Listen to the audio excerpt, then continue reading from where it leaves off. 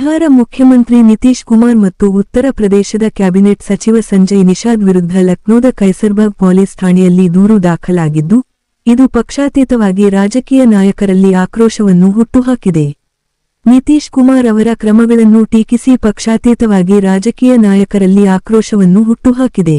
ಸಮಾಜವಾದಿ ಪಕ್ಷದ ನಾಯಕಿ ಸುಮಯ್ಯಾ ರಾಣಾ ಅವರು ತಮ್ಮ ವಕೀಲರೊಂದಿಗೆ ದೂರು ದಾಖಲಿಸಿದ್ದು, ಇಬ್ಬರು ನಾಯಕರ ವಿರುದ್ಧ ಎಫ್ಐಆರ್ ದಾಖಲಿಸಲು ಮತ್ತು ಕಠಿಣ ಕಾನೂನು ಕ್ರಮ ಕೈಗೊಳ್ಳುವಂತೆ ಕೋರಿದ್ದಾರೆ.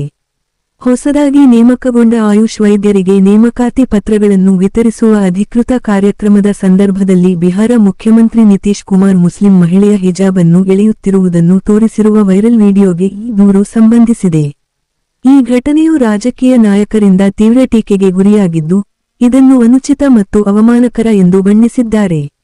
ಈ ಕೃತ್ಯವು ಅಪಾಯಕಾರಿ ಪೂರ್ವನಿದರ್ಶನವನ್ನು ಸ್ಥಾಪಿಸಿದೆ ಎಂದು ಸುಮಯ್ಯಾ ರಾಣಾ ಹೇಳಿದರು. ಬಿಹಾರ ಸಿಎಂ ನಿತೀಶ್ ಕುಮಾರ್ ಅವರ ವಿಡಿಯೋ ಸಾಮಾಜಿಕ ಮಾಧ್ಯಮದಲ್ಲಿ ವೈರಲ್ ಆಗುತ್ತಿದೆ. ಅದರಲ್ಲಿ ಅವರು ಮಹಿಳೆಯ ಹಿಜಾಬ್ ಅನ್ನು ಎಳೆಯುತ್ತಿರುವುದನ್ನು ಕಾಣಬಹುದು. ಸಾಂವಿಧಾನಿಕ ಹುದ್ದೆಯನ್ನು ಹೊಂದಿರುವ ವ್ಯಕ್ತಿ ಈ ರೀತಿ ವರ್ತಿಸುವುದು ಎಂದರೆ ಅವರು ತಮ್ಮ ಇತರ ಕೆಲಸಗಳನ್ನು ಪ್ರೋತ್ಸಾಹಿಸುತ್ತಿದ್ದಾರೆ ಎಂದರ್ಥ.